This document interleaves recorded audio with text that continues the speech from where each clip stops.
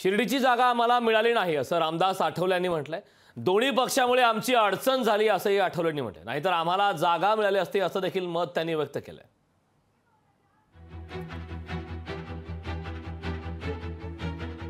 दोन पक्षामुळे आमची अडचण झाली असं रामदास आठवले यांनी म्हटलेलं आहे।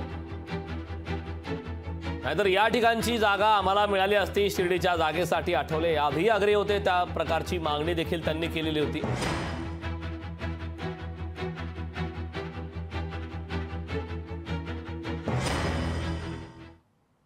शिर्डीच्या संबंधामध्ये ते माझ्यासाठी आग्रही होते, परंतु ती जी जागा आहे ती जागा माननीय एकनाथ शिंदे यांच्या कोट्यामध्ये होती।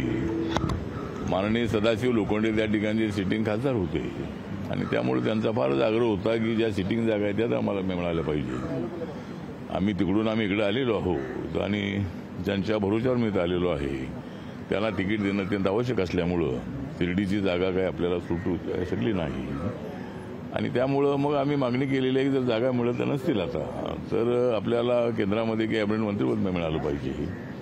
आठवले साहेबांना तर उलट म्हणजे बहीण म्हणून माझं निमंत्रण असेल की आठवले साहेब ते आपल्या मतांचा जर वापर करून घेत आहेत आणि एकही सीट देत नाहीयेत तर आपण यावं आमच्याकडे। आमच्याकडे आपलं सहर्ष स्वागत आहे। एका जागेसाठी एवढी धडपड करायला लागते आणि एका जागेसाठी अख्खं रिपाई चळवळीची सगळी मतं त्यांच्या दावणीला बांधावी लागत आहेत। अशा परिस्थितीमध्ये ती एकही जागा म्हणजे शिर्डीची जागा ते देतील असं वाटलं होतं, पण तीही जागा त्यांनी दिली नाही। तर मला वाटतं अजूनही वेळ गेलेली नाही।